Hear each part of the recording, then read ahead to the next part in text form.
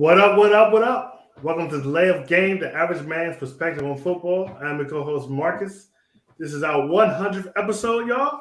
We've been doing this for a while.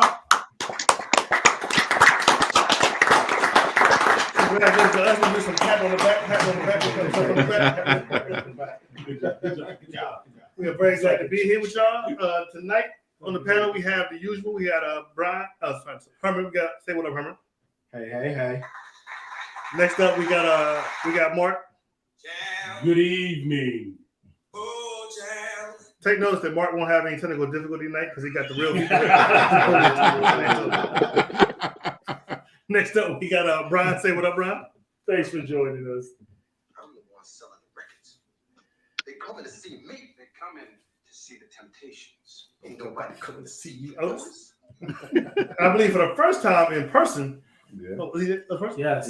We got the fifth Beatle, Maury. Say what up, Maury. What's up, Maury? Yeah, I guess like the shows we did at the stadiums and stuff, he was in. But Yeah, he was in for the draft stuff. And for the first time ever, if you're a shoulder fan, you've seen all the episodes. I thought you've seen, but if you've seen most of them, this is the first time we've ever all been in the same room at the same time. So, applause for that.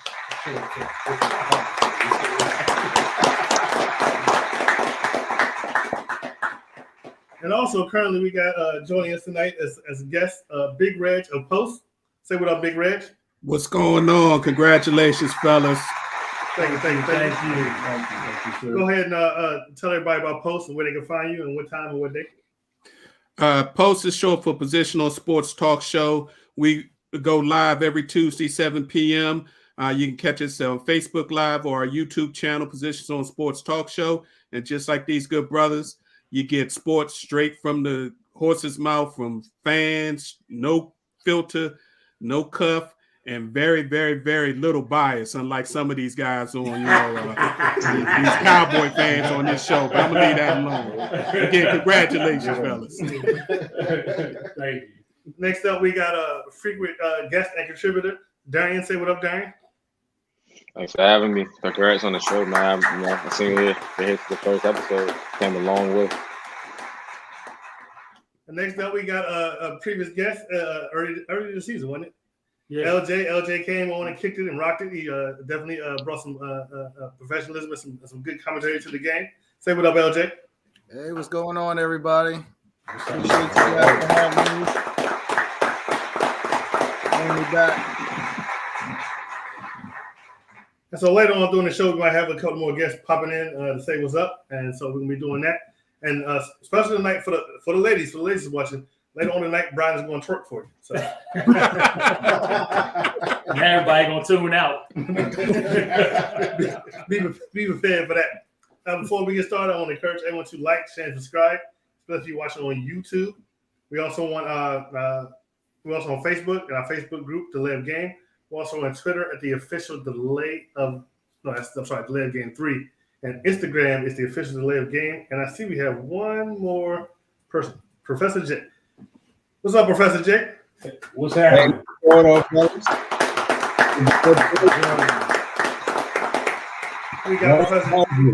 We got Professor J from Post. We wanted to get Professor J on for a long time. Thanks for coming on, Professor. We appreciate you. Glad to be here. And Brian is hosting tonight. Go ahead and start us off, Brian. All right, everybody. Again, thank you for joining us tonight. It's a very special night. We're very excited. We have libations going over the thing. We're going to just have a really good time. We're not paying attention to how long we're going to be on. We're just going to do a quick show and celebrate these 100 episodes that we've had together, which is wild because it came so fast. We didn't really know how to plan for this. You know, it just kind of popped up on us. We're like, damn, we're getting close. We better do something special. So we really appreciate y'all seeing us. Before we get deep into it, we do have some sad news. As you all know, we lost a wide receiver, Demaryius Thomas. And the Denver Broncos, they did a tribute to Demaryius Thomas. The first play of the game, they came out with only 10 players, and they left the X position vacant. Because of that, there was a penalty that was called on the play, Delay of game. and the Lions respectfully declined. And I just thought that was awesome. And I just wanted to give them a shout out for that before we got started. That was just an awesome thing. Yeah, shout out to the Broncos and to the Class Lions. act. Class act. Class act. All right, so we were going to just kind of get into the show and start talking, but there was so much NFL news, we kind of got to get into it a little bit.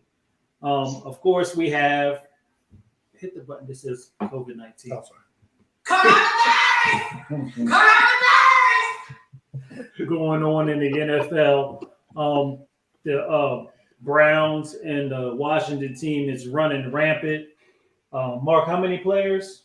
There's the total of 11 players for the Browns, Including the head coach including income. and their starting quarterback. Bakerfield, And Washington has how many, Marcus? 17, including the head coach.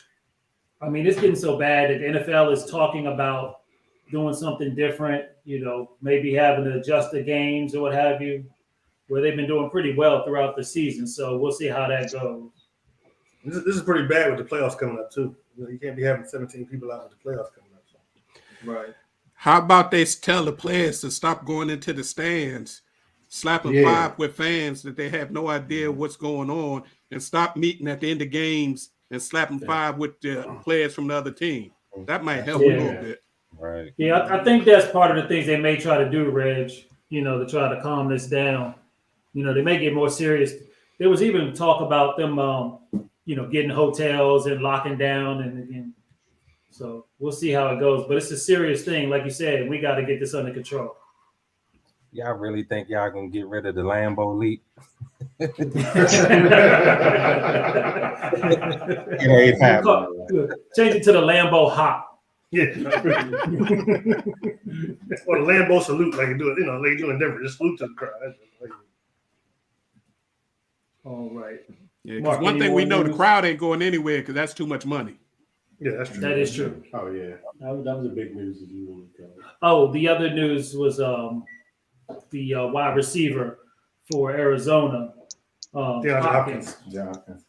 injured is in again, and more than likely, well, he's not playing for the season, but he might be back for the playoffs. So that's a big blow to them. We'll see how that handles. What's crazy is in that game on Monday, they said his touchdown. He was the only wide receiver that had a touchdown like in the last 5 games. That's crazy. You might be right. Tight end a lot. Yeah, he was. And they said the running back, Yeah. and then of course Kyler Murray's running them in too. That's wow. All right, so we're gonna get through some of these games we talked about last week. Are we doing that right now? What else are we supposed to do? You want to look at the rundown? Yeah, Was that next? I thought it was. Are we doing last week's games right now? Yeah, that's what. Oh, my bad, I'm sorry. All right, what bad? The producer doesn't read the rundown, just so y'all know. Looking I like mean, I Joe thought I number had it one. over here, but I've been wrong before. Because I'm busy producing. Okay. With your red cup You on. see that red cup? That one needs a drink. Darian, you going to school for production, right? Business. All right, so we had Thursday night the 6-5-1 Steelers at the Vikings. All Uh-oh. right, Fado. Hey, it's not my dog barking this time. It is your dog. It's probably a Darian's. Yeah. I don't think that All was right, one of my fellas, dogs. that's on me. All I should have known better. right, so the theme for this week is a tale of two halves. The Vikings went into the half with the game 23-0. They proceeded to have a hold on the 28-36 victory as Pittsburgh scored 3 touchdowns in the fourth quarter. Now, Minnesota did rush for 242 yards in the game. Time of possession was close, 30.28 seconds for Minnesota and 29.32 for the Steelers. Cook's 205 yards rushing is the most by a player in the Tomlin era. Maury wasn't here, but we're going to ask everybody who they thought won this game. So we'll start with Maury. Maury, who did you pick? I picked the Vikings. You lied.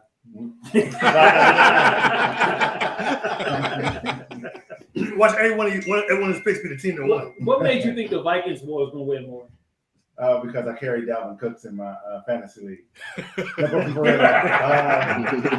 No disrespect to Mark down there, but Big Ben can't get out of his way. None taken, man. So, None taken.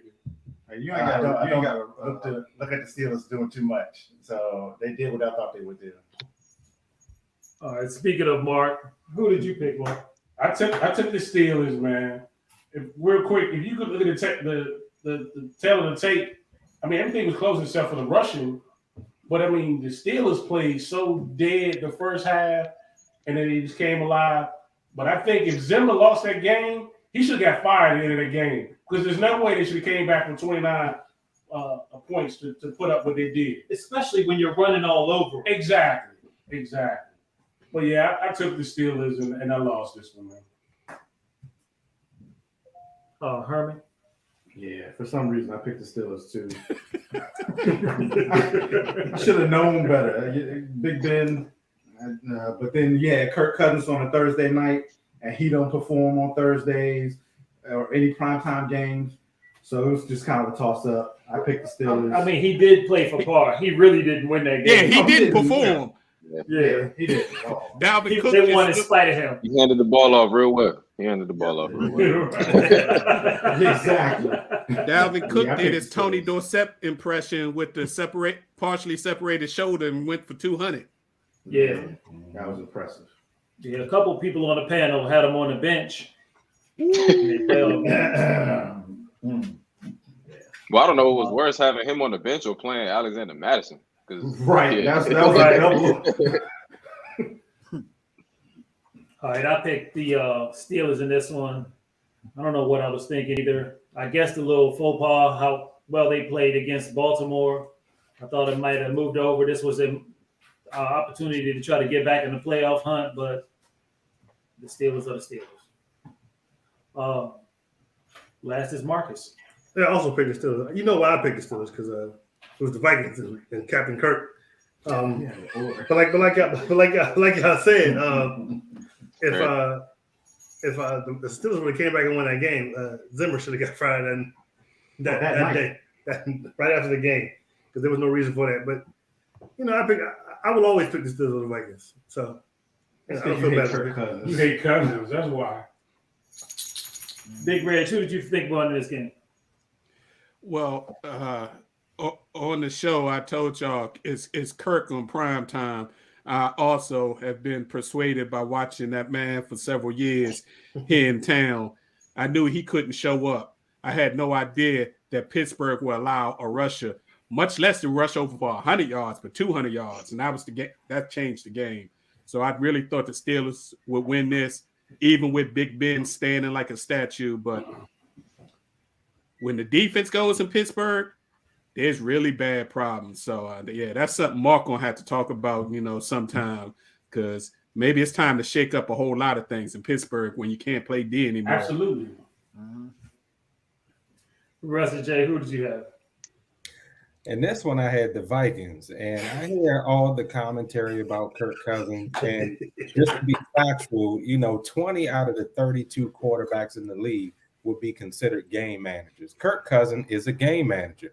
He threw 3 interceptions prior to the 2. And the moment the commentator said Kirk only has 3 interceptions this year, he went through 2. When you talk about this kicker is wonderful. He's perfect from 45 yards, and then he misses. It's the same thing that happened there.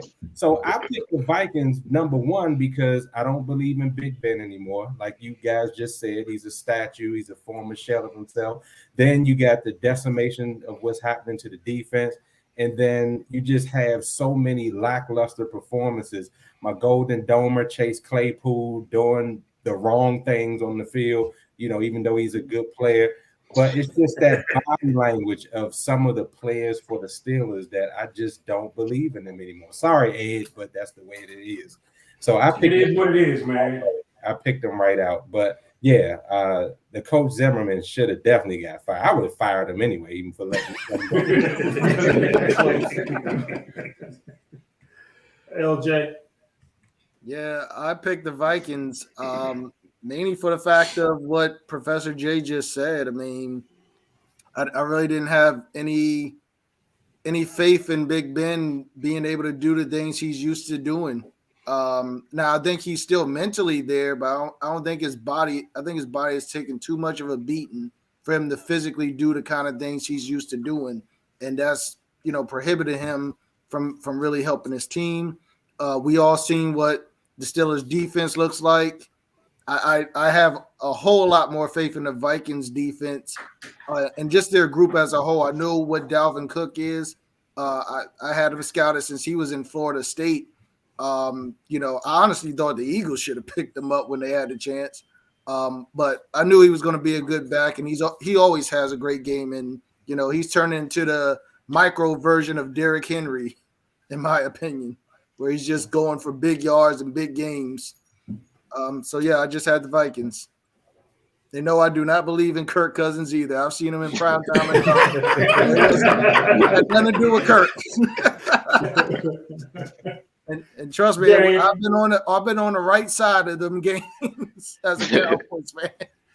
Darian, man, tell them why you picked the Vikings and why Kirk Cousins is a quality quarterback. Nah. So actually going into the game, if Dalvin Cook wouldn't have played, I would have thought the Steelers was going to win because I thought Kirk Cousins would have had to kind of carry the game through the first half because we know the Steelers they start slow, but if the Vikings would have been able to run the ball, then that would have kind of negated everything. But since Dalvin Cook was able to play, I thought the Vikings were going to be able to just control the speed of the game, which kind of ended up being the case in the first half. But like you said, in the second half, everything just imploded. But I attribute that more to coaching and kind of bad quarterback play. But like I said, just because the fact that Dalvin Cook was there, that they were able to run the ball, just control the clock. And even when they did get the comeback, like they just didn't have enough time. So I think Dalvin Cook was the biggest factor, like y'all said. Man, y'all be tripping. But I would give Kirk Cousins some credit, but I can't. But y'all act like Thielen and Jefferson don't have a bunch of touchdowns this year. Who throwing them the ball? I mean, come on, y'all don't give the man any credit. But they think they got those yards in spite of it. enough. No. Kirk Cousins is a compiler. He's an average NFL quarterback that gamed the system to make the most money. He's not worth the contract that he's playing for, and he's good enough that your team will be 500 or slightly better, but he's not good enough to keep you from getting fired. Just like that's the problem. 20 out of the 32 quarterbacks in the league are game managers, and there are a bunch of 20s in there that are making more than they were. He's just one of them, but he does get credit because it's not like they lose every game. He throws the ball in key situations. Y'all just don't like him in prime time, but that's fine. No, we don't. It's not the fact that we don't like him. He doesn't like prime time. Nah, you're right. They don't like him. All right, we're going to move on to the next game. This was Sunday. The 8-4 Ravens were at the 6-6 Browns. And again, another game where the Browns were up 24-6 at the half. And Lamar got hurt early in the game. You would seem like the Browns have it in the bag. But here comes Tyler Huntley leading a furious comeback. They did come up short, 22-24. Mark, who did you have in this game? Hey, I was drinking the purple Kool-Aid in this one, man. I wasn't tuned into the game early until after I found out Lamar got hurt. So I didn't see much of the first half when he was in there. But I mean, in Mayfield, they got to do something with it. Cleveland got issues big time. Still, Ravens almost won this game. They came close to winning it. And you put the ball in the kicker's leg, and he's guaranteed. But hey, I took them Ravens, and I was wrong. Herman? Yeah, I picked the Ravens on this one too. And the Ravens, they should have won this game. They probably would have won this game if Lamar hadn't gotten hurt. But the big thing for Cleveland was they didn't really have a run game going. It was decent, and that's when Bakerfield, he's going to struggle whenever the run game is not going. So he's probably one of those game managers, just like Professor Jay just said. But I he's was probably just at thinking the that too. bottom of that 20 list, you know. But he's not consistent enough. No, not at all. No. He's a game manager who might crash the bus every now and then a little bit, but he doesn't total the bus all the time. You know what I mean? But I picked the Ravens, and I got this one wrong. Yeah, I was with you, Herman. I picked the Ravens just like Mark did. And I mean, I know for a fact if Lamar hadn't gotten hurt, they'd have won this game. I was impressed though with Tyler Huntley. He did come in under tough circumstances and did almost get him back. But there was a miraculous play by the Browns defensive end, Myles Garrett, Yeah. where he sacked, stripped, and got his own fumble and scored. So you got to give him props for that. But I picked the Ravens, and I picked this one wrong. Marcus, who'd you pick? I also picked the Ravens. It's like much like you guys have already said, probably Lamar hadn't got hurt, they'd have won this game. But the problem is, and I think the problem the Ravens have to worry about going to the playoffs is not only the COVID thing, but they just seem to be very injury prone this year. And Lamar has to stay healthy if you hope to have a chance in the playoffs. And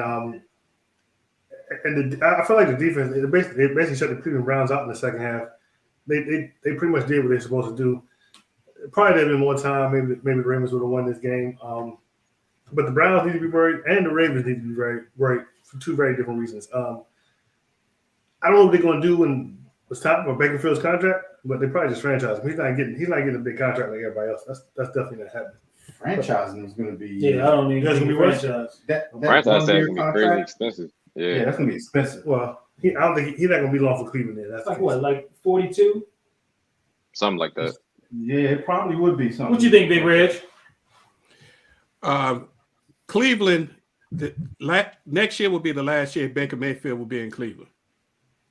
Oh wow. Yeah, I agree. He's on his 5th-year option, so he's going to only And be he's picking it 18 up. million against the cap next year. And Mayfield will prove that he is below Kirk Cousins' range. I don't even think Mayfield's a game manager.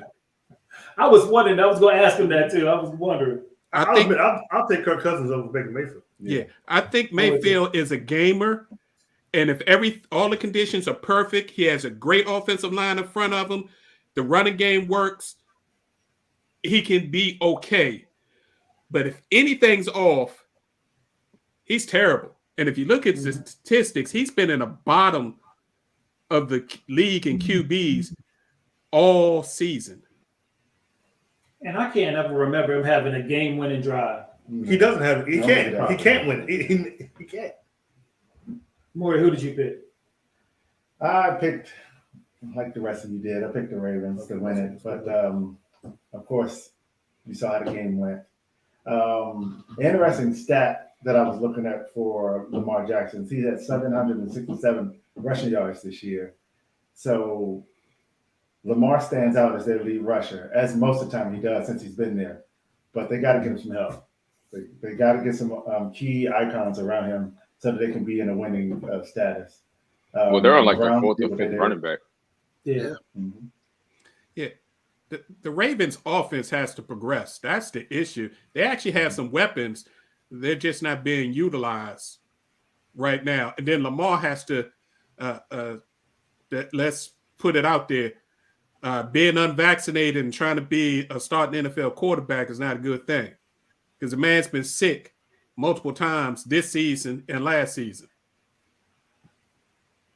Yeah, we all remember the. I mean, just last couple of weeks, those weeks when he was Yeah. sick, they didn't even say what that was. It was just like he just sick. So Mystery illness. yeah, Darian, who did you have in the game? I thought going in that the Ravens were going to win just based off of Cleveland's turmoil, like going into the game, just kind of all the locker room drama and Baker's injuries or whatever excuses they wanted to use for why he wasn't playing so good.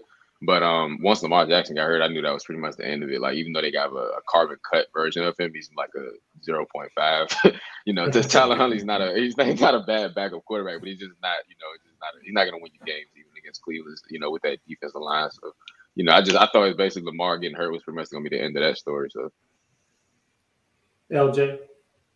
Yeah, much of the same. Ravens, I had them going in. They had beaten the Browns just 2 weeks prior. So it felt like, that was once again going to be the case. But as what everybody else said, once Lamar went out, that was a wrap. Professor Jet. Yeah, it might be a clean sweep. I picked the Ravens as well because Lamar, we already know he's the X factor. Both defenses are awash, and I just thought that Lamar's play, his rushing, his ability to throw a timely, great pass would be the difference between the two. But when he got hurt, it kind of, removed that X factor in the game. But I picked them coming in. To your point about Baker Mayfield to me is Wild Wild West. He's a gunslinger. He's going to come in. He's going to do too much to his detriment to try to win games. He's going to turn the ball over, get himself hurt, all that stuff. It's part of the reason why I don't like Taylor Heineke. So I try to shut up all these Washington fans with saying that he could be the future, to what, would lead the team to where they need to go. And I am a Washington fan, so I can speak on it. So just looking at that style of play, I don't think it meshes long term for that particular offense. You talk about an offense that needs to evolve. Cleveland is in that group as well. Speaking of Lamar Jackson and evolving that offense, I think, they just need some fresh blood in there. I mean, I would probably pick up the phone and see what Jim Caldwell is doing. Remember, the Ravens won their last Super Bowl because they ushered out that fool they had running offense. Then they brought in Jim Caldwell. All of a sudden, they win a Super Bowl. I think the same thing. And he made Joe Flacco look good. You talk about another game manager. So I think if they got a guy like Jim Caldwell to come in and rejuvenate that offense, you will start to see some dynamic plays and some progression in what Lamar and the other people can do. Because I think next year they'll get the running back situation taken care of. Yeah, they'll get them back healthy. Yeah, people Big Red, what you have? Lamar threw for almost 10,000 yards in Louisville in 3 seasons. He can throw the ball. Mm-hmm. He just has to get confidence with his receivers, which means he has to practice with them and do all those things. So, again, I had the Ravens, but Lamar gets hurt. But I got to give Ravens credit. You talk about an organization that's all in on their quarterback for the future, getting – like Darian said, Lamar maybe 0.75. I mean, Huntley is so close. Same kind of athlete and all that. I mean, that's fantastic. So they are doing the things they can do to make sure that Lamar will be successful for the future. Now they just got paid a man. I will add one other point. Before those games, before that game, they did ship out Trace McSorley, who would have also been in that situation too. I mean, Huntley might be a better thrower than Trace McSorley, though. Like, his arm might be a little stronger. I think that's probably why they shipped him up. He can't throw like that at all. I don't even know. He did some things in Penn State, and believe me, I would know it would have been useful come there with what he would have did with his arm and his legs. But, I think the same result would have happened no matter what. But, just wanted to point that out. All right. And we got a late joiner today, Vince. Say what up, Vince. What's going on, man?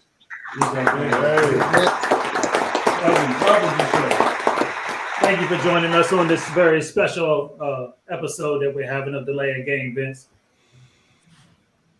No problem. You said I'm a late comer. You told me 8:30. Oh, my bad. You early then. You early.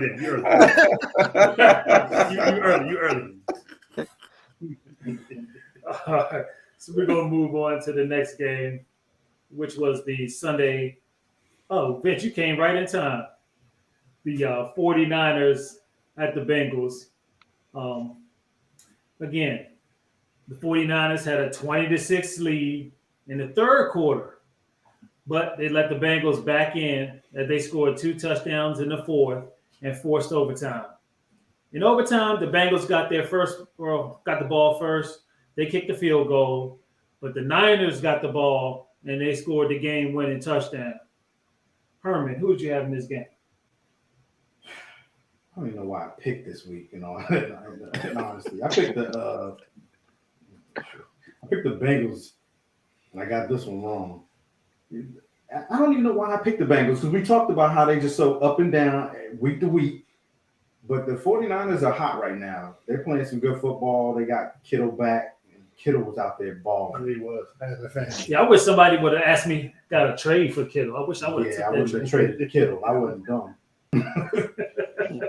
But even Jimmy Garoppolo is playing pretty good. He got that rookie behind him, looking over his shoulder. But Garoppolo's out there, doing his thing. He's a little bit of a game manager too, but he's got some good weapons. And I think Shanahan's got that offense going the way they use Deebo Samuels in the backfield and stuff. So, 49ers, they held on. But, for the most part, they kind of dominated that game, I thought. So I picked the Bengals, got it wrong, and I doubt I'll pick the Bengals again. Yeah, and this one I picked the Niners. The main reason why I picked the Niners, like you said, Herman, is the Niners were hot. They running the ball well. Garoppolo's looking good. Kittle's looking awesome. The defense is playing with pressure. They seem to have turned the corner and became the 49ers that I thought they were going to be at the beginning of the year. So I picked the Niners. I picked this one. I got it right. Marcus? I also picked the 49ers. Like you said, the Bengals have been up and down. I didn't have much faith in them. So, I picked the 49ers. And like I said, the 49ers are hot right now. And, so I picked them. Calhoun? I picked the Bengals. I was hoping to see Joe Burrow turn that corner. I believe in his arm. He has a nice arm. I think he had like 348 yards that game. Good quarterback, good head on his shoulders. He just didn't pull it out the way I thought he would. So, Mark? Yeah, this one I took the Bengals. I didn't have much faith in the 49ers in this one. Garoppolo was he didn't throw any interceptions. Burrows threw 2. I think that was a big factor in it. But the Bengals put on a last second hurrah and made the game more interesting, put in overtime. But Kittle was a big factor. They got Garoppolo playing well, and they was happy to have him back. So I took the Bengals on this one, and I got it wrong. You see that one touchdown Kittle had at the end? He dove to get that Fully touchdown. extended, yeah. Yeah. How about that sideline catch? How about Pittsburgh sucks? No wonder they told you the wrong time. So we already know you probably picked the Niners in this game. You know what? Why? But I'm a Niners fan, but I actually thought Cincinnati was gonna take this game. I was on the fence about it because Mixon. I mean, that boy's doing his thing. He is. But I like Mitchell. I'm not a Garoppolo fan that much yet. He hasn't proven anything to me. But I'm always 49ers all the way. But they're not what I expected this year. Coming from going from the Super Bowl and all that, and I'm still behind him. But Kittle's going to do his thing. But I'm just not. I don't know. Garoppolo hasn't done anything for me yet. I need more from him. But I'm glad to see that we are hot right now. I think we may be in the playoffs, and we'll see where it goes from there. LJ? Yeah, I picked the Niners. This was like a real gut feeling. There wasn't anything in particular I was really leaning on. This was one of the better toss-up games, in my opinion, because of the way these teams have been playing recently. But for me, I look at the Niners like they're like a West Coast version of the Chiefs when they're right. Like they with their personnel and their roster, they have a lot of good creative offensive minds that can get their people out in space and score with the best of anybody when they're right.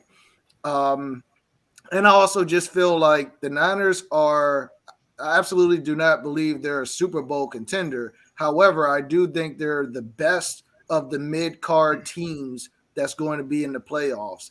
I just strongly feel that way, like, just based upon what I see from everyone. So I do think they're the best, not named the Rams, that's going to come out of that fifth, the sixth seed. So yeah, I picked the Niners on that one. Big Reg. Yeah, I like the Niners as well going into the game. And the main reason for my thinking the Niners was going to win that game was Shanahan's seat was starting to get a little warm. Wasn't saying he's going to get rid of him this year, but he's going to be on a real hot seat for next year. So he went back to his bread and butter, using Deebo Samuels more, figuring out a way to get the run game integrated into the system. And George Kittle's is Jimmy G's security blanket. They played in college together. A lot of people don't know that. So when he's on the field, Jimmy G plays a whole lot better. The first thing San Francisco should do for the Niner fan on here is fire their training staff, because they've had one of the highest rates of just injuries, not for the season, but most of their starting offense has been hurt or down for multiple weeks of the season. That's a training issue. They get that fixed. They still have a solid team out there. And Cincinnati, I don't know about y'all. Did any of y'all really trust their coach? Their coach has never done anything in this league. He's young. I don't even know how he got that job. He is young. He better than Freddie Kitchens. He was he the Rams quarterback's coach? Is that where they got him from? He was like one of those off of that tree. Yeah, worse than Jim Zorn. Next Sean McVay. Exactly. And that's why they're up and down. They showed up in Baltimore, won a game they wasn't supposed to win, and games they're supposed to win, they don't show up. But if they ever get a good coach with that young talent, they're going to be a problem.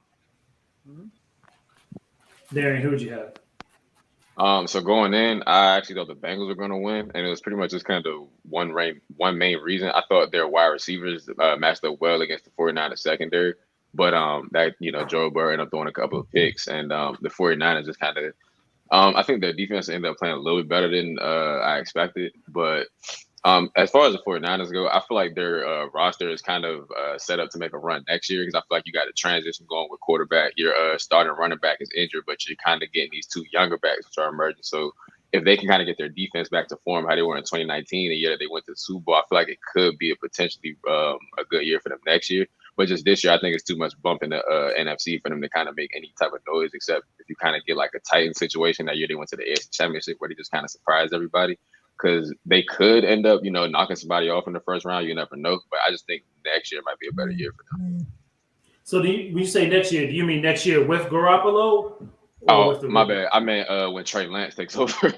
Okay. Yeah. I mean, because I feel like because their offense is kind of predicated on like the counter run and kind of using the run to set up the pass. So if you got a quarterback like Trey Lance, where he just adds another element to that run game, where now you can run that zone read, you can run zone power, any more type of concept that you want to run, it just gives them a more open playbook. Jimmy G is just kind of going to hold him down to just running, kind of the dink and ducks. He might run a read here and there, but he's either going to dump it off or just slide for 3 yards after. So, but Trey Lance isn't that type of quarterback. All right, Professor J. Yeah, Cincinnati is who I picked. I really thought that, like Darian said, I thought Chase and Higgins were just going to eat and keep eating, and I thought that Mixon was going to keep his hot streak going. I just really thought that they would have overpowered the Niners defense to the point where it would have been a close game, but them being at home, I gave Cincinnati the edge. I was worried about Kittle and Deebo Samuel, but I still thought that Cincinnati would have done enough to get the victory at home. And speaking of Cincinnati's coach, I mean, he's no worse than Jim Zorn, and Urban Meyer might take the cake this year as being the worst hire.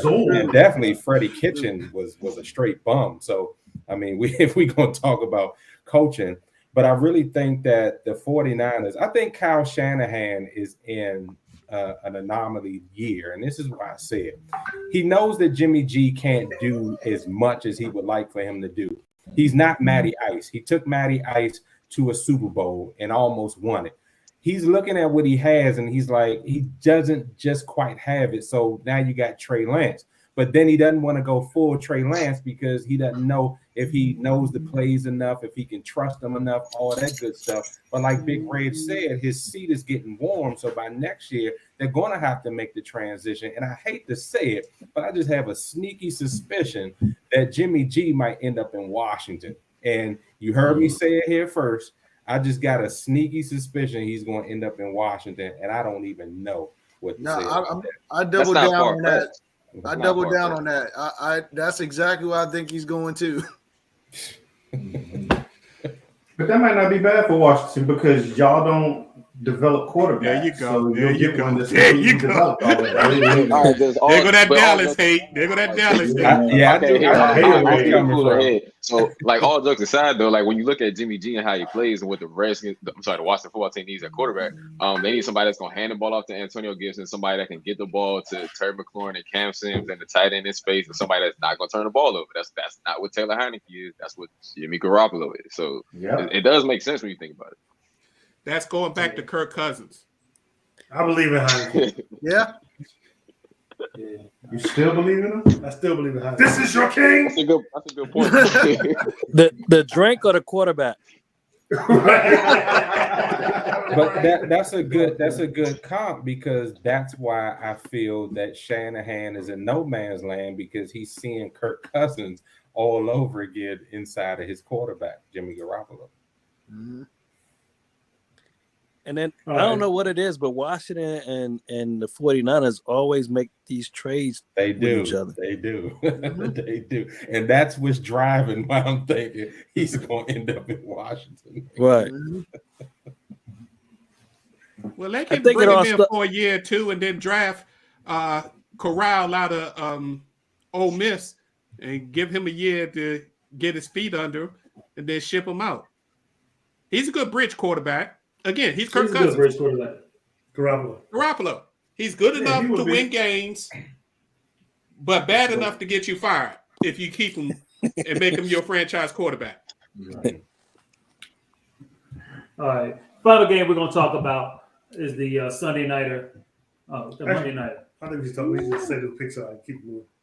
Huh? We got one more too. Oh, we do. We got the Bills. Yeah. All right. So the next game we're going to talk about is the Bills at the Bucs. Yet again, the Buccaneers led 24-3 at the half. The Bills proceeded to score 24, and the Bucs only scored 3 in the second half. So they basically flipped overtime. Recruited by the Bucs, scored a touchdown and won the game. I picked the Bills. I don't know what they were doing in the first half. I don't know what the Bucs was doing in the second half, but these games are getting weird. But I picked the Bills. I picked this one wrong. Marcus, who'd you get? I picked the Bucs, and of course the Bucs won. More. I picked the Bucs to come out and knock them out, but they did it. It took too long to do it, but they did it. Mark. Yeah, I took the Bucs on this one. One other note that I picked up in 20 years, this was the first overtime game to go 94 yards for drive for touchdown. But they got to remember to tackle a wide receiver, and that's what they didn't do. Somebody lying on the panel. Who lied? I think the Bills. Oh, okay. You haven't gone yet. Yeah, I went I first. thought you said you picked the Bucs. Okay. Okay. No, I picked the Bills. Okay. I was about to say, I know I didn't lone wolf this. You see that face? I'm looking like, what? Yeah, because I thought he messed up on his thing or something. Yeah, I picked the Bills and I got this wrong. I think the Bills were trying to be like Bill Belichick. They didn't hand the ball off one time in the first half. That's the opposite, ain't it? Yeah, trying to be the Yeah, opposite that's of the Bill Belichick. They just played through, and all their runs were through Josh Allen. I don't know what they were doing. But 100 yards. they've been like one of the probably biggest disappointments this year because you just thought they was going to take that next jump to the next level, and they're not. Yeah, they're going to lose in the division in New England. Yeah, A lot of the yeah. holes in their Oh, yeah. roster are getting exposed. Yeah, the Bills have a fatal flaw. They don't have a running game, and Yep. their offensive coordinator Debo refuses to even try to run the ball. And last year in the draft, they had the opportunity to fix that run game, and instead of drafting running back, they let him get to Pittsburgh. Hmm. That'd have been a perfect back for their Harris. offense. yeah. You know what? I think my mock draft last year, I think I had Najee going to Buffalo. I swear. Professor J, who'd you have? Yeah, in this one, I certainly had Tampa Bay in this one.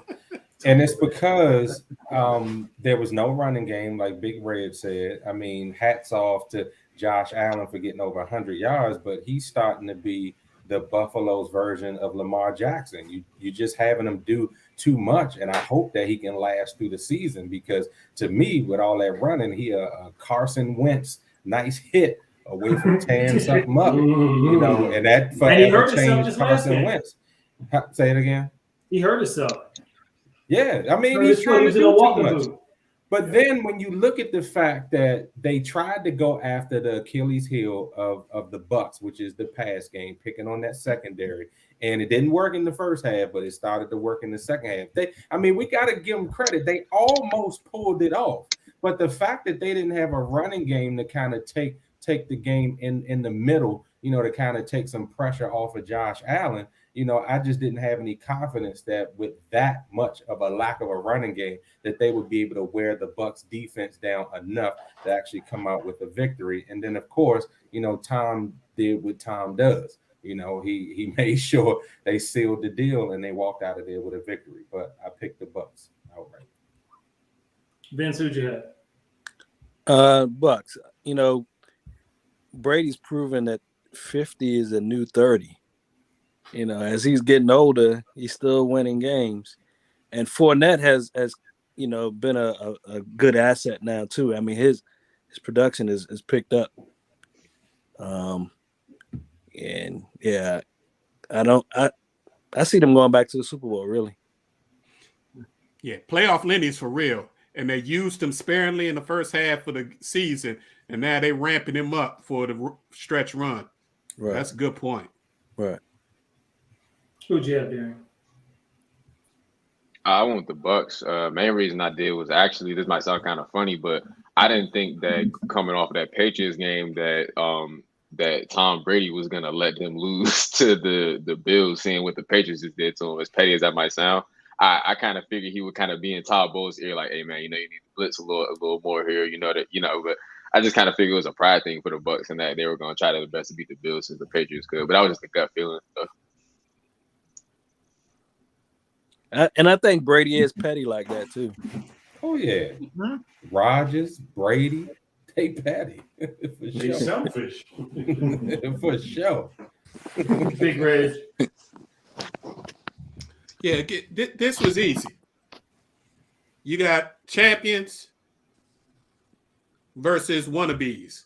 And after the Patriots kicked the Bills behind and put them in their place, there was no way they was going down to Tampa Bay and beating them. So at what point were the Bills upcomers and they transitioned to wannabe? Last year. Last year, it looked like they were going to be the Last kings of the year. AFC East for the next decade. Weren't they in the championship game last year? Yeah, they were in championship game last year. Uh-huh. Yeah, they were. They would have appointed next in line. But They ran the New ball England last said year no. too. They ran Yeah, the they ball did. last They year. did run the ball last year. New England said, "Not so fast, sir. Not so fast." Devin Singletary was becoming that next great bet. Yeah, that's for sure. That's why I picked him up, but he hasn't done nothing, man. No. They won't give him the ball. I've had They're gonna Singletary trade him. and They won't Moss. give him the ball. They both haven't They've done been nothing. giving it to the other guy now. He used to play for the Niners. He only got 3 carries. Zach something. Huh? Matt Breida. Matt Breida. Yeah. Yeah. All right, LJ, who'd you have? I had the Bucks. Mainly after seeing the Bills get ramrodded by the Pats last week. You know, I feel like that stole their soul. In all honesty, if you ever, I don't know how many people on here has actually played football. You know, boys and girls or professional or whatever. But if you ever had a team that's just ran ran on you and you couldn't stop it and do a thing about it, you know that just takes your soul. And I already know the Bills' soul is gone. It is gone. You can forget about even, you know, getting back into the rest of the season. They are gone. It may not look like it on the field, but they are gone. All right. So my producers tell me that we've talking too much. So we're gonna go through this last one pretty quick, and then we'll go through the games, and then we're gonna have a couple show. Who's your producer? Because of the 100th show.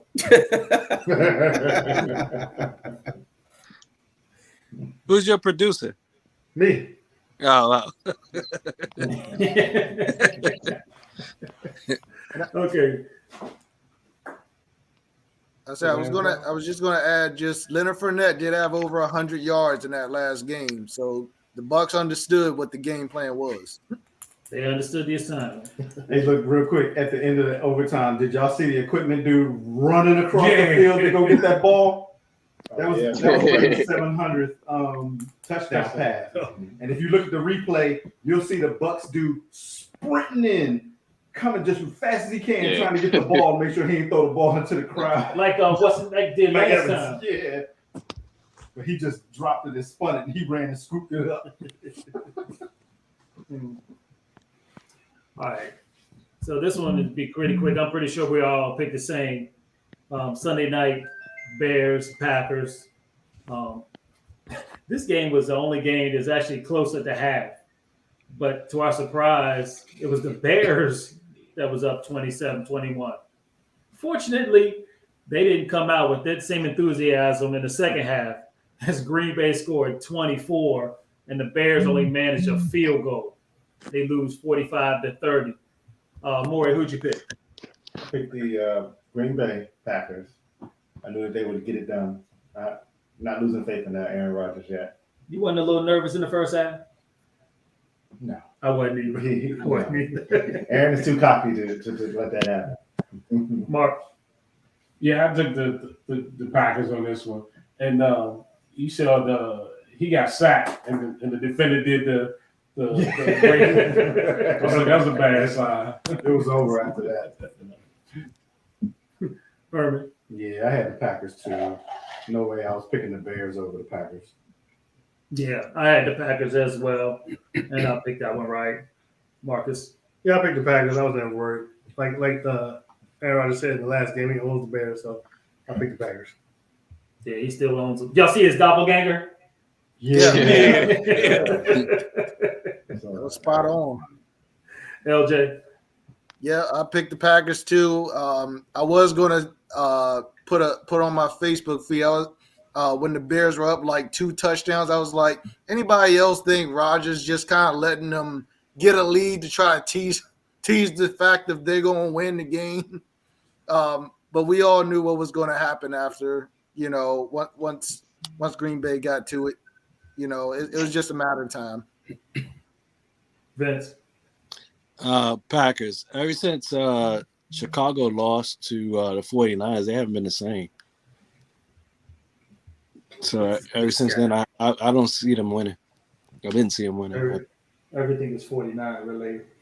It is though, but because actually I wasn't expecting the 49ers to do that well this year, but since they beat Chicago, they've stepped up, and Chicago's went down. Big Reg. It's real simple. The players are giving up on Matt Nagy, and they know he's out of there. In football, you can get up and emotional for a quarter or even a half, but it can't sustain the whole game. And they were up for that first half because they felt disrespected about Rodgers saying that he owned them. So they played good. They did everything they could, went into halftime, and that was it. Because you got to go listen to Nagy. You got to go listen to that game plan, and nothing changed. And then Green Bay just ran over them in the second half. Professor Jeff. Yeah, of course, I picked Rodgers in Green Bay. I mean, the difference here was Jakeem Grant. I think he was responsible for like 3 scoring drives, and that was in the first half. So once they woke up and was like, who is this little dude running all over us? And they made the adjustments, it was over after that. So if you take away his explosive plays in that 97-yard return for a touchdown, the Bears really only mustered like 9 points. So, they made it interesting. And Darren. I went with the Packers. I just thought a little funny thing real quick. So they asked Aaron Rodgers before the game if there was like anything you wanted to tell Justin Fields, and he goes like, "I just want to let you know, take this game a little more serious." And that was it. That was it. And you saw that one conversation where he doubled down on how he owned him. Yeah. All right, final game, Monday night, Rams and the Cardinals. Both teams came to play. The Rams put up 356 offensive yards. The Cardinals put up 447. The Cardinals were 53% on third down. The Rams were 50. Time of possession was even close. Cardinals had 30 minutes, 56 seconds. Rams had 29 minutes, 4 seconds.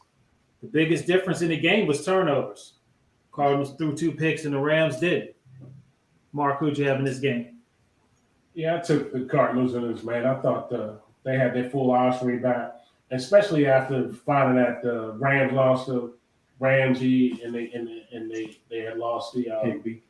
The tight end Higbee. I sure didn't think the Cardinals were gonna lose this game, but sure enough, the Rams came out and played. They did their thing. But I took the Cardinals on this one.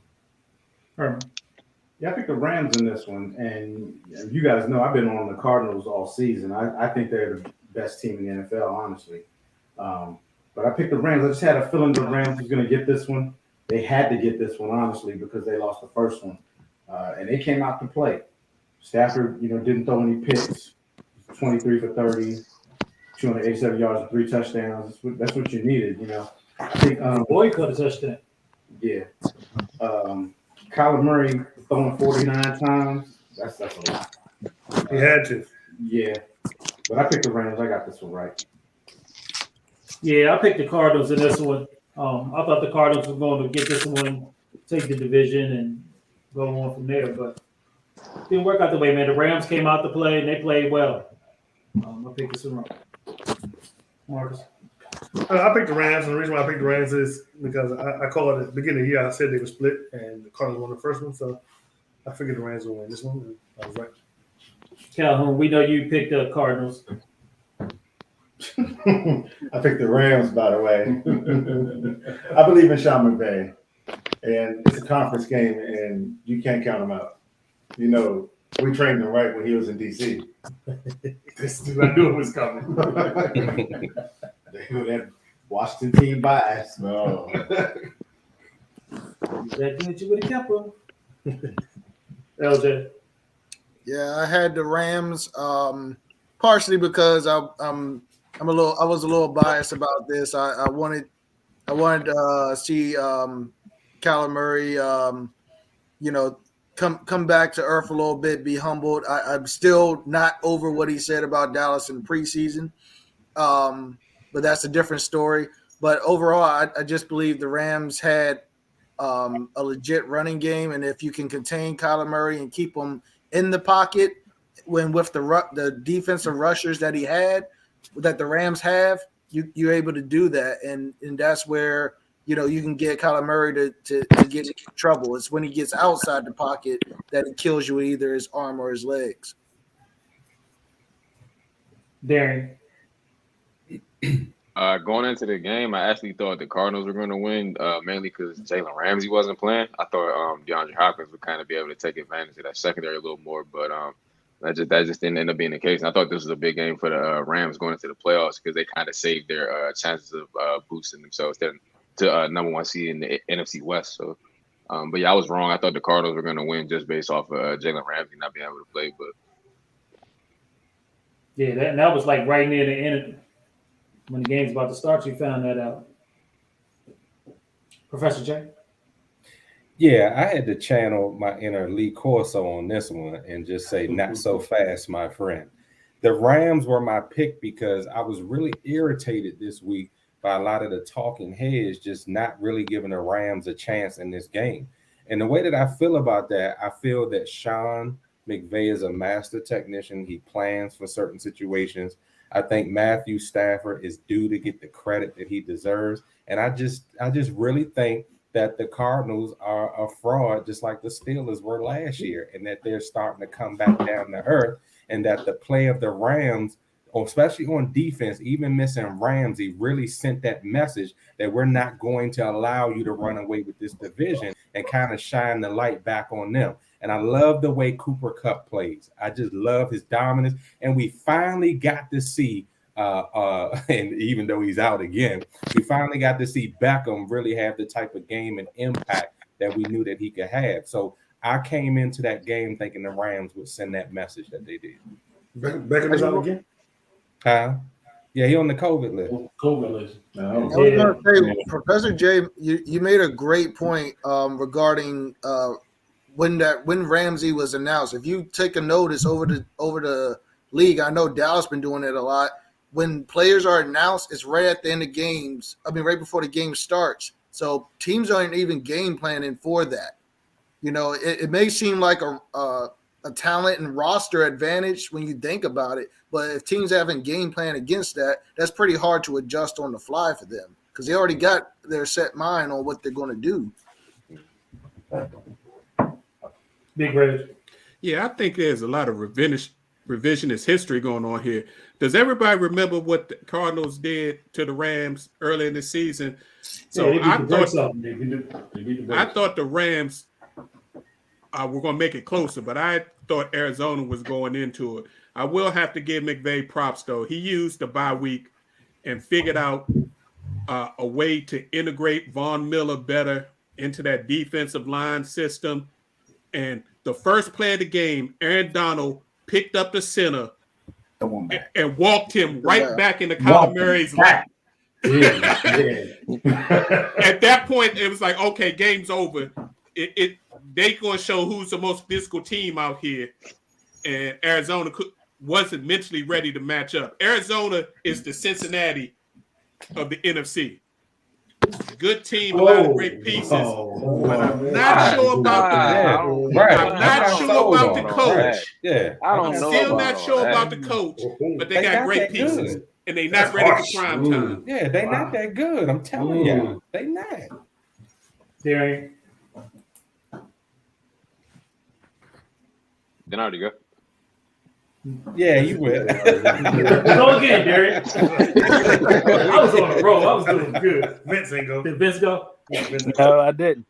yeah, Vince middle name, Darren. Oh yeah. I wanted to point out, like, everybody to the left of Marcus is y'all arranged that everybody with gray beard sat to the left. Think about that. More than that, great too, but he ain't got no bid, so that's And Big Reds, I got the memo. We got like the same setup. I just forgot to put the headphones on. Now I would Rams all the way. And just joining us on the show is my little brother Max. Say what up, Max. What's the deal, y'all? Thank you, Max, for joining us. Hey, I think the Rams are actually your team, so go ahead and speak on about the game. Man, I'm gonna go with the LA Rams, but we talking about like Jalen Ramsey, talking about OBJ. I think that like some of the sleepers on the team that people don't really realize that they kind of like had a really good game today was like Leonard Floyd and Ernest Jones, like two middle linebackers. You know, they combined for like 10 tackles, and they had 2 picks. And I think they up there backing Aaron Donald, and like I think that's like where their strength lies. Plus, obviously, like the play call on offensively, they have a lot of different weapons. So, like LA all the way. 9-4. You feel me? Come on now, stop playing with us. All right. Final game we're gonna talk about. This was a foul game? That was a foul game. Oh, yeah, we do got one more to talk about. There's one more? Yeah. We're not talking about that crap. We're not talking about that crap. We're not talking about that. What game that is? We're not talking about them. All right. All right. So what did you do? How'd you do? Man, I did terrible. I did 2 and 3. Yeah, 2 and 4. I did the same. I'm sorry, 2 and 4. I was 2 and 4. I was 4 and 2. You right. You need to check his games next time, man. You. I said I was 2 and 4. Well, that's as bad as you. I was 4 and 2. Maury he didn't add them up to him. Remember? What? What were you? You know, Say it was 4 4 and 2. Yeah. We're gonna go back and check this tape. Check the tape. All right, so we're gonna go through these games for next week real quick. You don't gotta say a whole lot. Yeah, no commentary. Like, We just going through the games. No Just pick who you pick. We'll go from there, and then we want to get into a little bit of the show. All right, Thursday night, the 9-4 Chiefs against the 8-5 Chargers. Chiefs are giving up 4. The 4th-ranked offense versus the 6th-ranked offense. Herman, who you got? Give me the Chiefs. I'm going with the Chargers. Marcus. Chiefs. More. Chargers. Mark. Chargers. Big Ridge. Chiefs. Darian. Chiefs. Max. Chargers. LJ. Red Kingdom. Professor J. Chiefs. And Vince. Chiefs. All right, so you're gonna be learning. I'm trying to teach y'all. Next game. We got 2 Saturday games coming up this week, which is I'm very excited about. The 6 and 7 Raiders at the 7 and 6 Browns. The Browns are giving up 6.5. Now I did this Monday or Tuesday, so I'm sure this has changed dramatically. But we're gonna do what the show says. So you got the 2nd-ranked passing offense against the 4th-ranked defense. And this one, I'm gonna go first. I'm gonna go with the Raiders. Marcus, who you got? I'm gonna go with the Raiders. Maury? Give me the Raiders.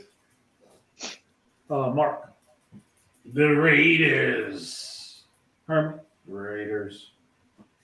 Professor J? Browns. It's 1.5 now. Yeah, It is the 1.5. Browns are getting 1.5. I'm looking at it right now. Yeah, I'm going Browns.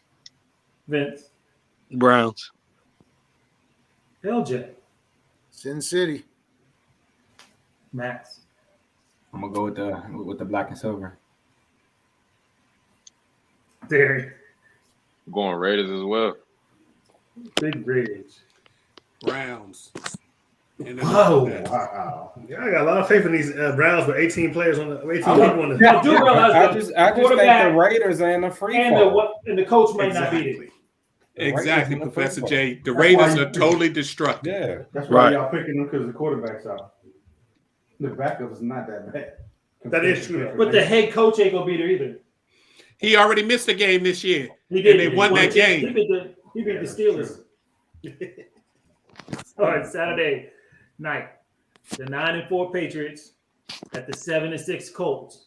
The Colts are getting 2.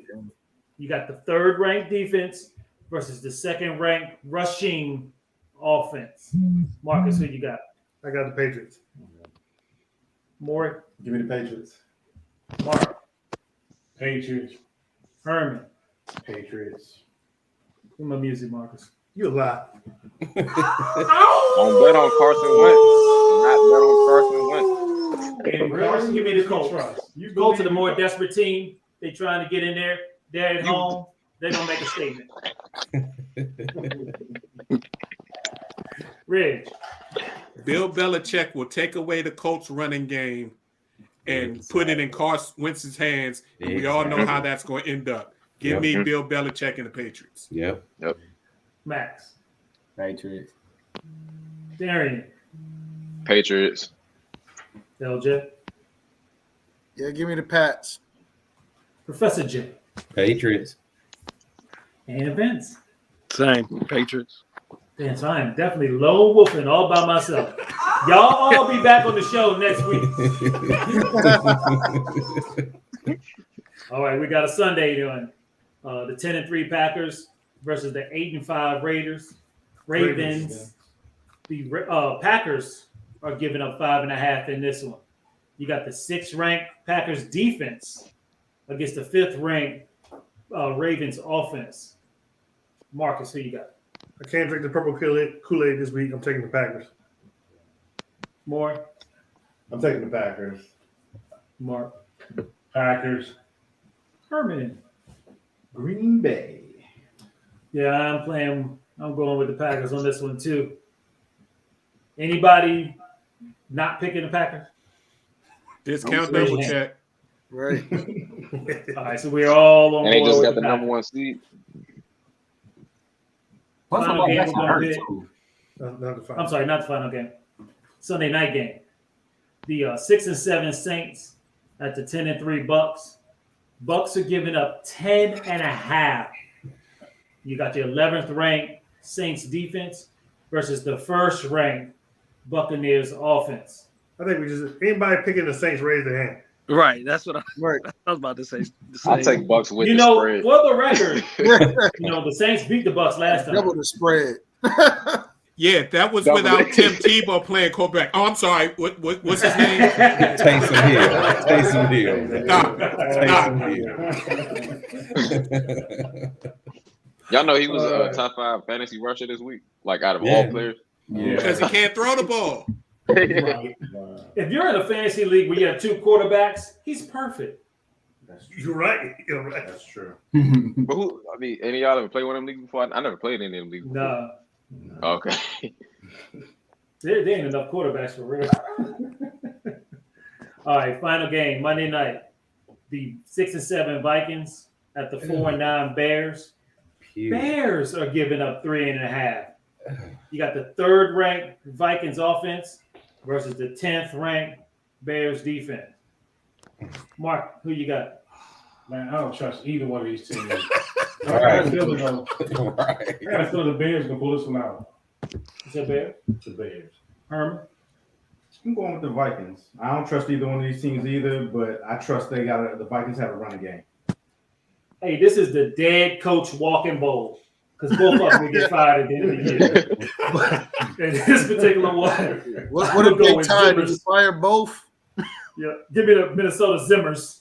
I'm going with the Vikings. Mark, yes. This is a hard one. Like I said, I don't trust either one.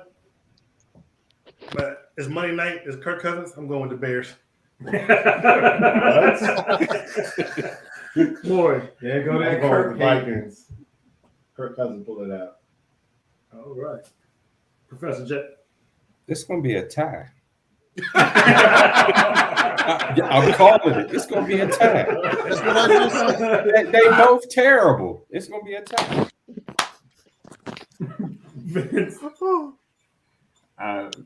I'm gonna go with the Bears. I ain't even gonna lie. I feel like Justin Fields. He got some composure on him. I believe in him. Barry. I'm gonna go with the Bears too, actually, but just off of Justin Fields' ability to make a more explosive plays than Kirk Cousins. That's about it. Just feeling like it. See, I'm surprised, y'all. It's prime time, but this is a game where Kirk Cousins is actually going to throw for 3 touchdowns, and he's going to beat the Bears because Nagy is horrible, and the Vikings have better players, and they won't be able to stop their offense. Give me So Kirk Zimmer's Cousins. going to get Nagy fired in this game. Yep. So it's going to be 21-21. They both get fired. That's what I'm saying. Then they end up as coordinators on the same team. That would be apropos. LJ, did we get you? No. Yeah, no. Give me Skol. Give me Skol, the Vikings. Dalvin Cook. That's all I'm gonna say. He gonna continue cooking. And who that was? Vince. Did you go Vince? Nah, like I said before, Chicago ain't been the same since they lost to the Niners, so I'm going to go with Vikings. That one loss to the Niners just ruined our season. Right. All right, so we want to go back in time a little bit and talk about some of the highlights of the show. We want to talk about some of our favorite moments, the best draft trip we've had so far, and the best food that we've had on one of our draft trips. Now, that last one I want to do first. Because we got a clip first. We got a clip. We got a clip. Oh, you got a clip. Oh, you got a clip for the first one? Yeah. No, yeah. So, all right, so we're going to actually do the first one. So we're gonna play a video clip, a video clip of some of the most funniest and favorite moments of the clip. Starts out with some of the. You can definitely see the difference of how we started to where we are now, and then see some funny moments. Here we go. Hello, welcome to Delay of Game. We're here to talk about football. Men talking about football. First of all, football season is starting up. We're getting ready. We talk about some injuries in training camp right now. We want to start off with AFC. Wow, what we got as far as injuries in the AFC. So the New England Patriots have suffered a couple of wide receiver injuries. They actually wound up bringing in Eric Decker to work him out. Eric Decker. Edelman's going to be out for the season. No, not out for the season. Out for 4 games for suspension. And what do you get suspended for? And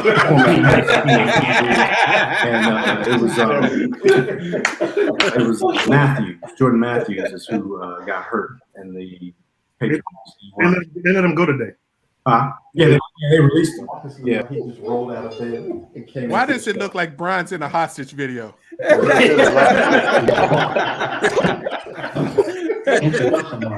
What up? What up? This is the Delay of Game Season 1, Episode 2. This is your co-host Marcus Hullums, along with Mark Parker. Say what up, Mark. What's happening? Herman Triplett. Hey, this is Brian Holly. The last name.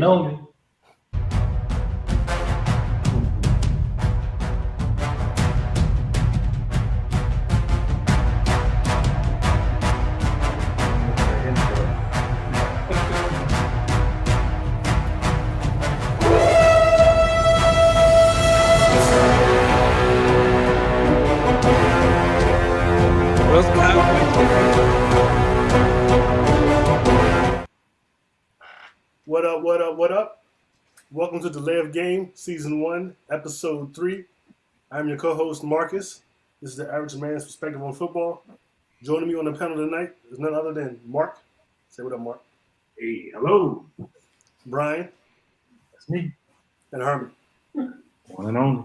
I only did one because I didn't know how they were going to turn out. I want to know. It's 8. What's that? It's 8. Let's go.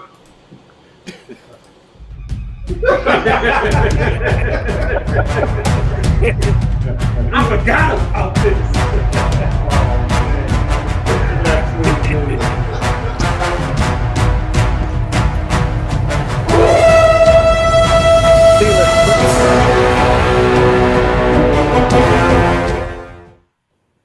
What up? What up? What up?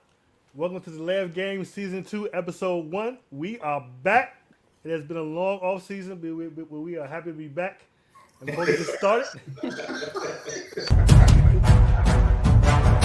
Y'all only tried that angle on the table once.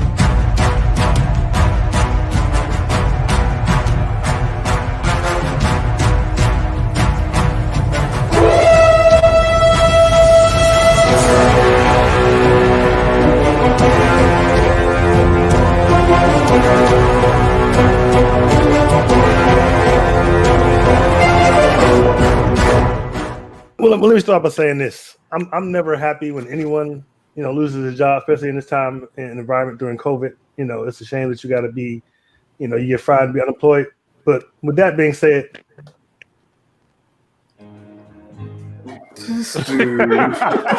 What? Oh, happy day. Oh, happy day. When Bill O'Brien walked What's wrong with you, man? I don't like that dude. But Man, the run and stumble, the turf monster. Boy, did that remind you guys of something or somebody? Hey, no. You don't remember that. Oh, Nobody. let's turn this to a Cowboy. Oh, that. Who? Oh yeah, at the NFL draft. We went down to the draft down in Texas. And, Marcus, can you mute that dude or what? And Marcus and Brian were running the 40-yard dash. Well, unfortunately, that field turf monster got Brian too, the same way it did Daniel Jones. Sure did. Oh Man. Luckily, mine wasn't on national TV. No, it was not. It was not. I took the Eagles, y'all. And it was on Facebook Live, though. It was a nail biter. I didn't think it was going to come right. The Giants had actually came to play. I mean, when they went up 21-10. Oh no! Oh Lord!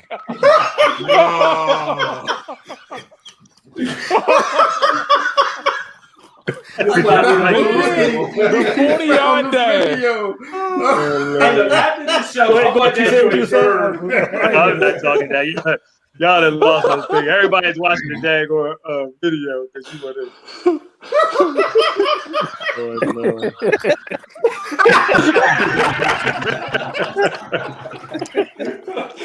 Zeke look good, boys. Zeke look good. Really is. I didn't fall. I was diving for the end zone.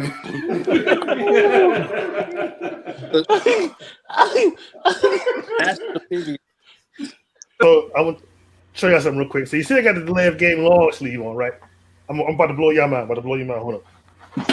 Fire! I got the short sleeve on too. Double time. What did I know about that? Them brothers hot. What did I know about that? Now you gotta wash 2 shirts. Hey, man, it's wintertime. It's cold down here in this basement. I need to wear it. I know I blew your mind with that, but I thought he was about to show us a nipple or something. I'm like, hey, Janet Jackson is. Now y'all see why we was asking about what was in that cup at the beginning. Right. Y'all know y'all like that. Look. Who y'all know drink water out of a red soda? Y'all liked it. Some of it. Yeah, so that was some highlights of the past 4 seasons. But yeah, that was the video clip. That was awesome. Hey, one of my favorite things about the show is seeing Mark freeze every other episode. I would have threw that in there, but we had too many of those. There was too many of those. I think that was you can blame that on COVID because that's what that was live like a mug. We just talking.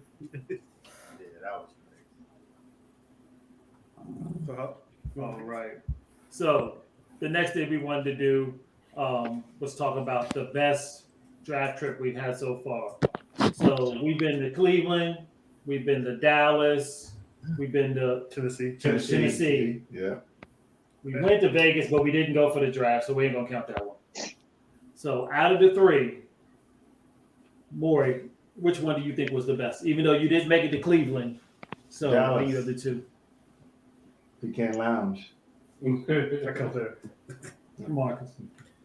I mean, you say Vegas don't count. I probably say Vegas. You can't count it. You can't count didn't do Vegas yet Because we didn't go during the draft. But then probably Dallas. Yeah, I concur. Not only because it was in Dallas, but it was our first. We were fumbling around, standing outside for hours. Yeah. For the draft, trying to do this little show, and we just had a really good time. So between them, I'd say Dallas. I think Tennessee would be the second. Tennessee, and then Cleveland would be 3. Yeah. Herman. Yeah, I agree too. I think Dallas first. Tennessee was a real close second because the atmosphere was great. All those people down there. Mm-hmm. But then it rained on us. Yeah. And it got cold. Hey, which trip was it where they got y'all on ESPN? That was Tennessee. That was Tennessee. Yeah. We were standing there during the national anthem, I think it was. Yeah, we'd be down. We would have caught COVID like a mug. You were packed in there. But yeah, Dallas, I would say, was probably the best one. It was the first one. We had the best weather. Yes. I have to agree. Dallas was the first one because we didn't really know what to expect, and we was just down there. We were just wild because we saw a lot of the ESPN, the Steve Smith, all, and it was just wild. We were just wild out. And then the very first time we went, we said, "Hey, look, man, we gotta make this an annual trip," and we did it. So I definitely have to say Dallas. Speaking of, the NFL just announced that they're doing it in Vegas.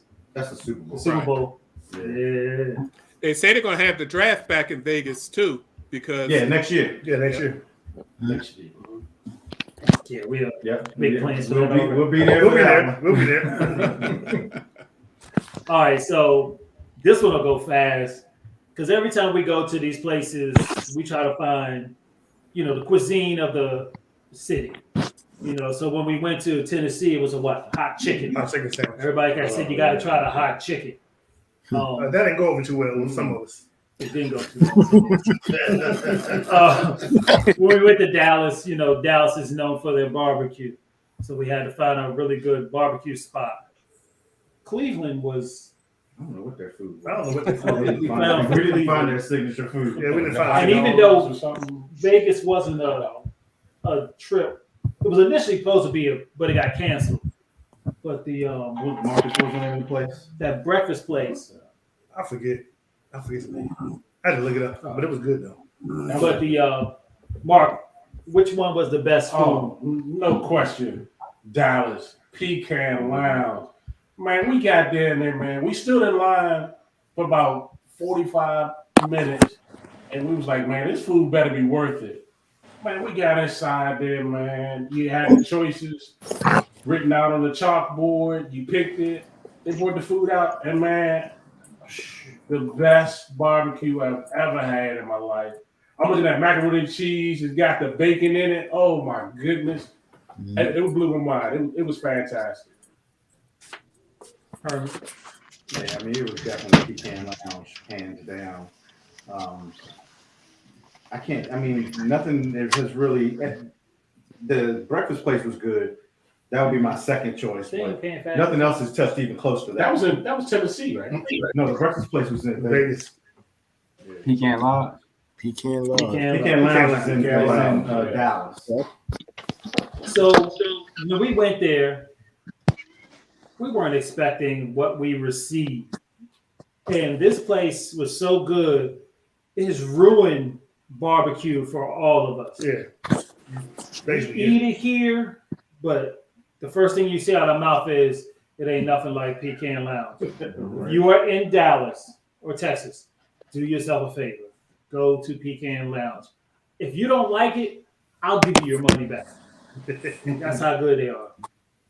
Mark, I agree. Pecan Lounge, like you just said, it basically ruined. But I'm kind of annoyed because it basically ruined barbecue for me for the rest of my life. I've been trying to every time we go somewhere, I try to. Is that good? It's that good. Absolutely, it is that good. Every time we go somewhere, I try to replicate it. Nothing ever stands up to it. When I tell you, it was the greatest barbecue I've ever had in my life. It was definitely the greatest barbecue I've ever had. It was that good. Hey, just real quick, y'all remember when we did go and get that hot chicken and they gave us that big old tray? Mm-hmm. We didn't know what we were doing when we was ordering. We ordered some chicken and fries. They bring out this big old tray of all this chicken and all this fries. It was crazy. We couldn't finish it all right there. We had to take it back with it. It was too hot. First of all, it was just too hot. And that night we were.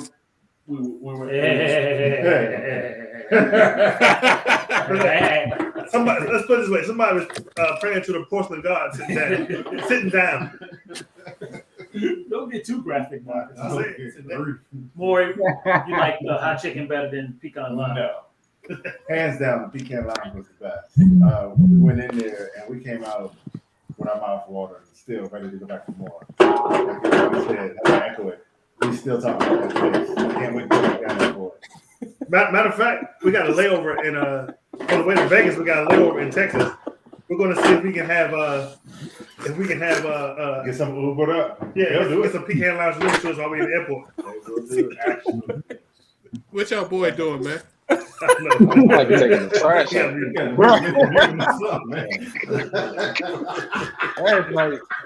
I guess the show was a little too long. He got stuff he got to do. I'm telling you, Take this trash out. yo. He was trying to get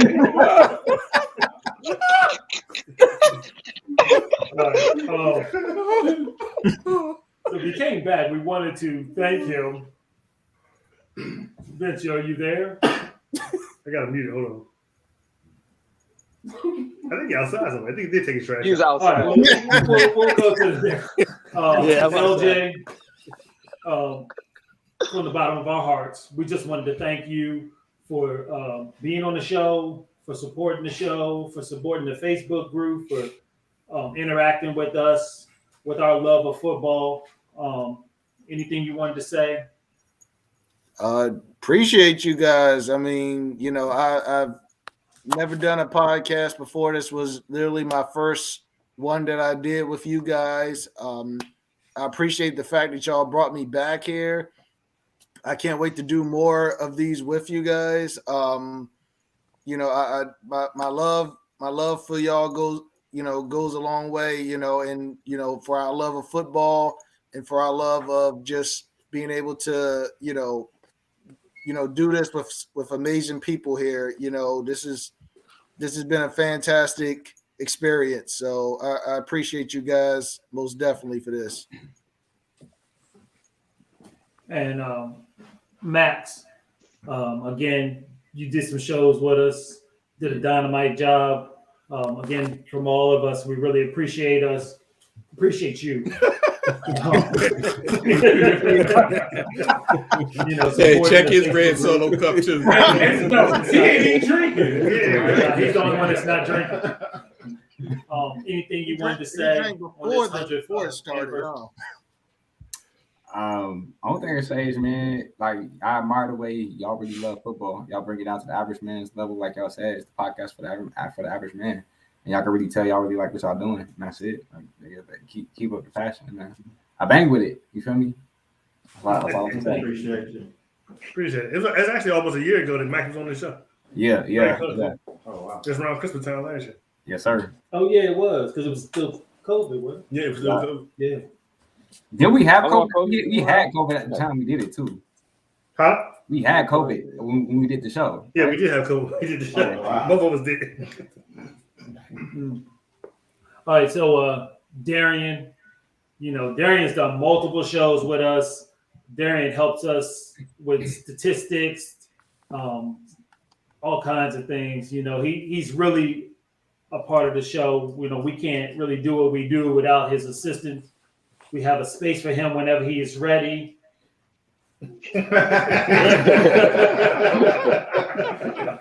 But again, we want to thank you, Darian, for your participation, for helping out all that you do. Anything you wanted to say, feel free. The floor is yours. Just thanks for letting me be a part. I've been here since the first episode before when y'all would brainstorm, sitting in the old house basement, just like we should do this podcast.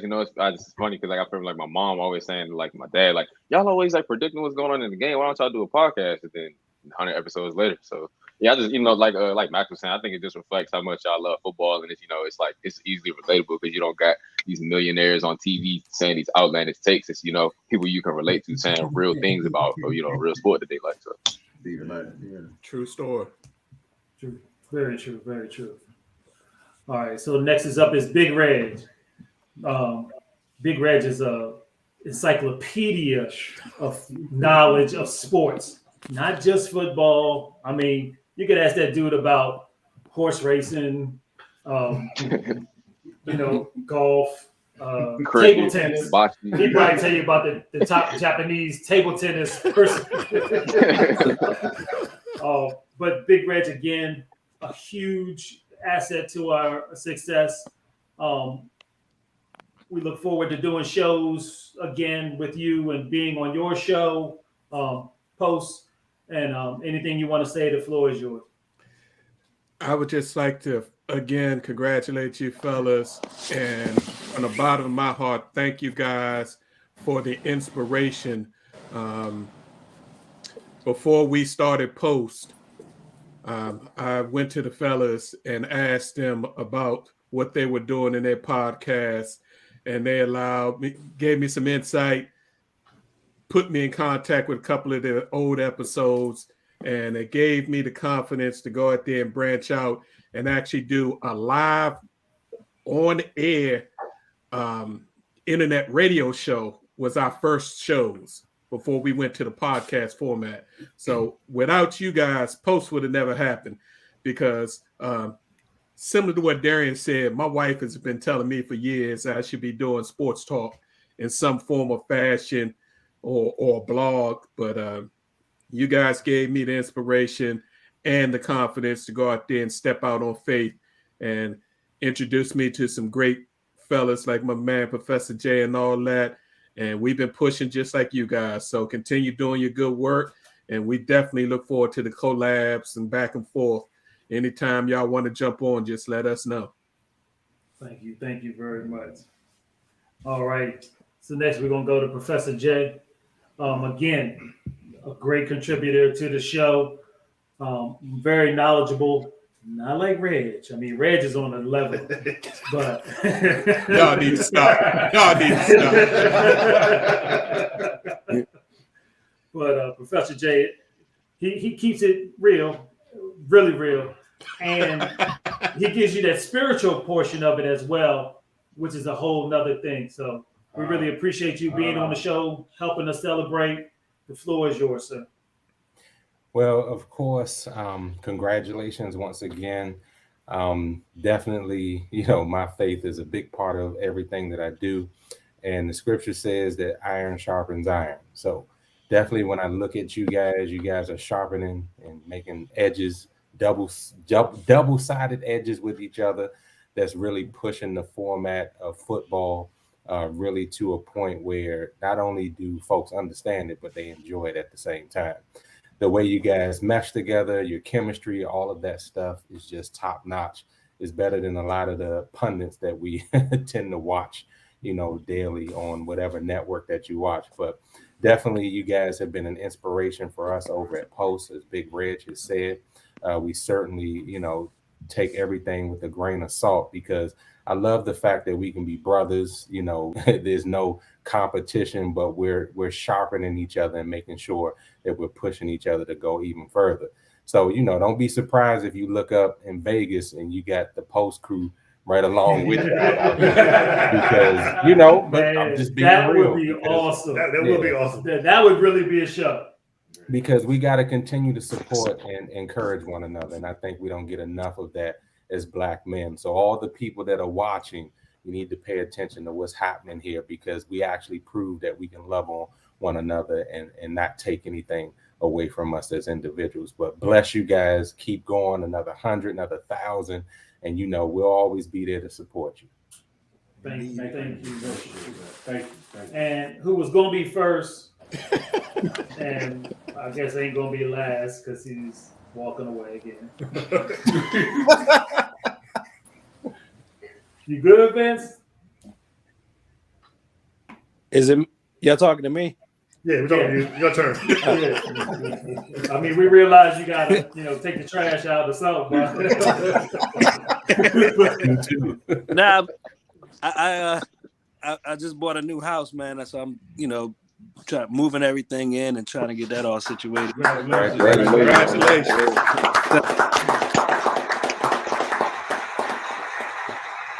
I'm just glad to see that y'all, y'all grew up together and stuff like that. And I like to see. I'm always proud of old heads doing their thing. People that's older than me that still can remember stuff.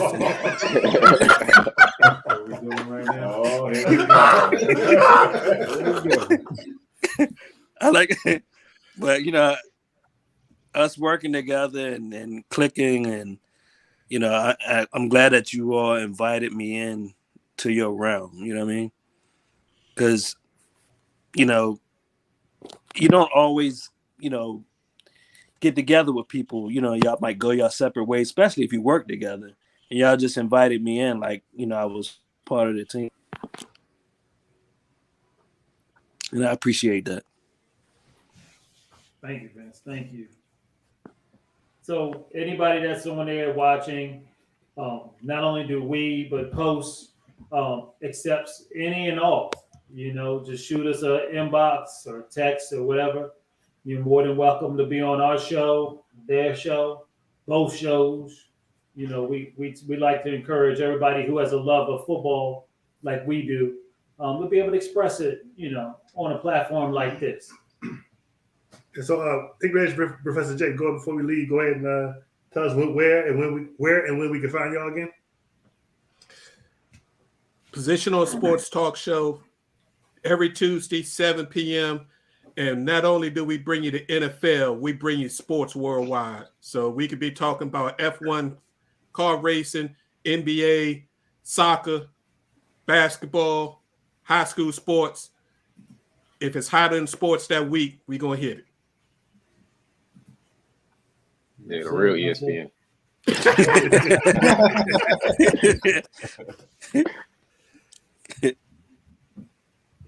That's it. That's it. No final words. We just got final thoughts. All right. We can wrap up. Can I possibly put in a real quick plug? Go ahead. Absolutely. Tomorrow night, if you're a boxing fan, we are having a special post boxing show. We do about 2 or 3 of these a year. Tomorrow night, 8 p.m. Post will be live streaming on Facebook Live and our YouTube channel. So if you're interested in boxing, we're going to talk about the lightweight division, welterweight division, some heavyweights, and some young comers that's coming up. So if you like the pugilistic sports, check us out. All right. Definitely tune in for that. We're going to do our final thoughts, and then we're going to let y'all get to your regular scheduled Wednesday. We ran a little long, but it's a special day, so we don't care. Maury, you got a final thought for him? We all love what we do here, so I'm glad we got this far. We've all been around each other since fifth grade. Fifth grade plus 30 years. So this is the best mesh, and I always tell the kids and all of our younger kids, nieces, nephews, you want friends like we have at this table. So thank God for y'all. Marcus? Yeah, I mean, I remember my first time shooting Mr. Herman after watching Monica and Jarvis, your sister. They were doing a Facebook show for a while. I was like, yo, we should do a football show. And then here we are doing this 100 episodes later. So I'd say this makes up for a movie we used to do every Friday. We used to do get together and play video games. Yeah. So now this is an acceptable way to all the wives in the group that we can still get together and do something every week. So I'm just grateful for that. Yeah, my final thought is just I'm in awe that we did 100 episodes. I mean, we first started. I mean, I don't know. I didn't know how far this was going to go, how long we were going to do it. Just a little montage that Marcus put out, how we progressed from being in, wife beaters and t-shirts, with one mic, no headphones, just winging it. Did we even have a rundown? No. You know where we got our rundown from? Post. That's where we got our rundown from. Went on the show. The first time they asked me to be on the show, I was like, oh, they got a whole script. We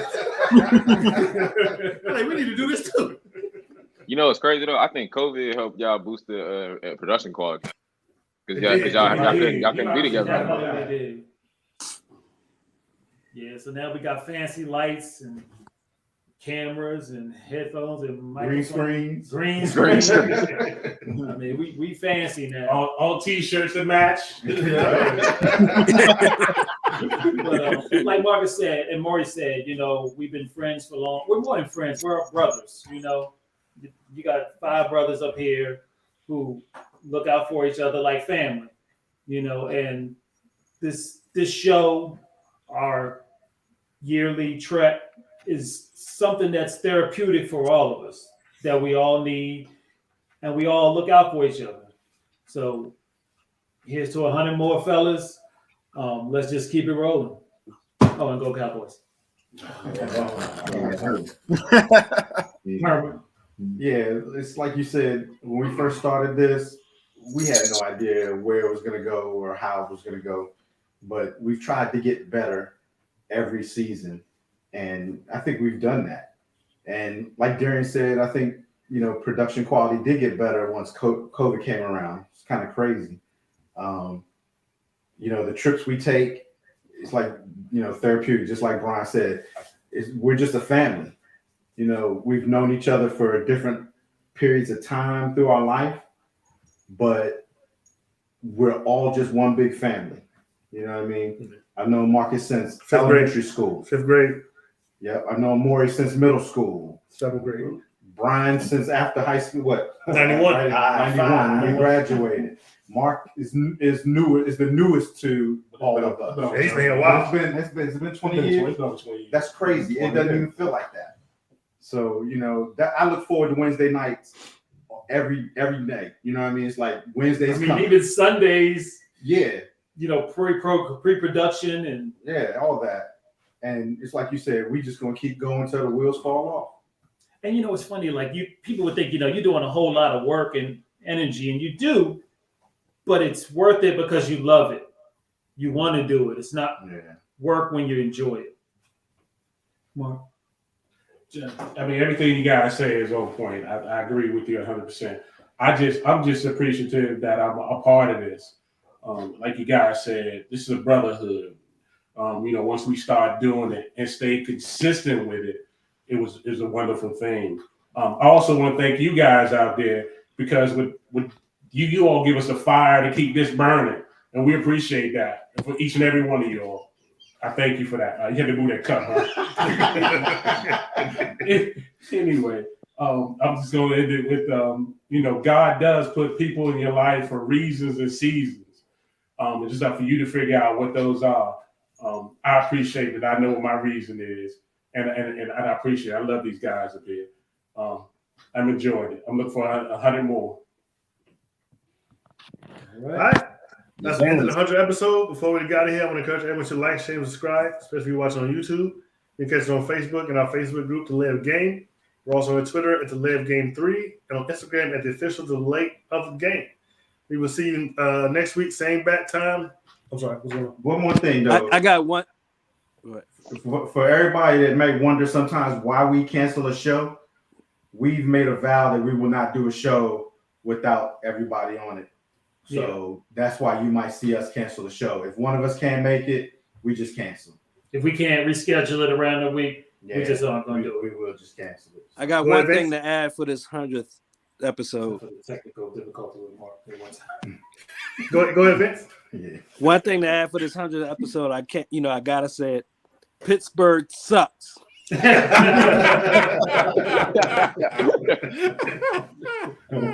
right, we will see you next week, same bat time, same bat channel. Peace. We out. All right. Peace. See ya.